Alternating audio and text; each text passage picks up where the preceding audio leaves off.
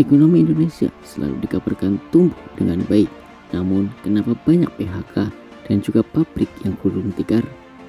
Presiden Joko Widodo bersama para menterinya selalu mengatakan kepada awak media bahwa ekonomi Indonesia tumbuh dengan baik.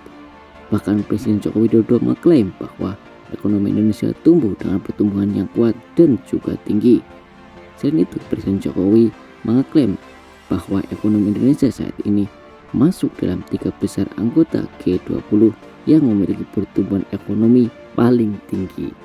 Sejak tahun 2023, ekonomi Indonesia memang tumbuh di kisaran 5%, kemudian mengalami inflasi tercatat terendah di level 2,57%. Selain itu, angka kemiskinan pun turun di level 9,36%, dan juga angka pengangguran turun di level 5,32%. Kini rasio yang menggambarkan angka ketimpangan di suatu negara juga turun di level 0,388%. Namun di tengah pertumbuhan ekonomi yang cukup baik, pemutusan hubungan kerja atau PHK dan fenomena banyaknya pabrik yang tutup pun terjadi di Indonesia. Konfederasi Serikat Pekerja Nusantara (KSPN) mencatat sebanyak 10.800 pekerja pabrik tekstil dalam negeri menjadi korban PHK. Jumlah tersebut terjadi dari bulan Januari hingga Mei 2024. Ribuan karyawan tersebut terkena PHK karena pabrik sudah tidak lagi beroperasi setelah tidak sanggup bertahan dan secara bertahap telah melakukan pemangkasan tenaga kerja pada tahun-tahun sebelumnya. Namun pada akhirnya pabrik tempat mereka bekerja tidak bisa beraktivitas atau dengan kata lain tutup atau gulung tikar.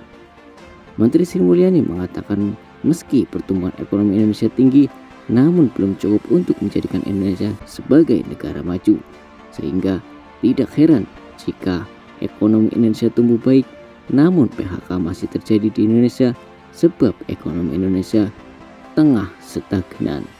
Selain itu, negara-negara yang berhasil keluar sebagai negara yang berpendapatan tinggi membutuhkan pertumbuhan ekonomi yang tinggi dengan kualitas yang baik.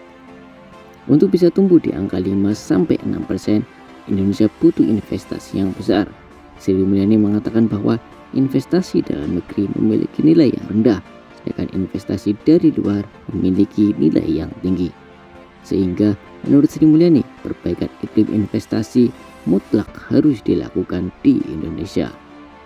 Selain itu, Indonesia harus memperbaiki sumber daya manusia, karena SDM yang dibutuhkan sekarang adalah SDM yang memiliki talenta sesuai dengan transformasi ekonomi, penguatan link and match antara pendidikan dan juga dunia usaha. Hal lain yang tidak kalah penting adalah Indonesia harus memperbaiki produktivitas. Perbaikan produktivitas ini bisa dilakukan dengan cara penguatan infrastruktur digital dan juga peningkatan penelitian dan pengembangan juga perlu didorong untuk peningkatan investasi.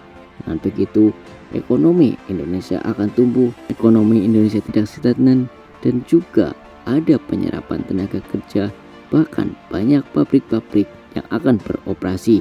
Dengan begitu, Indonesia akan menjadi negara yang maju.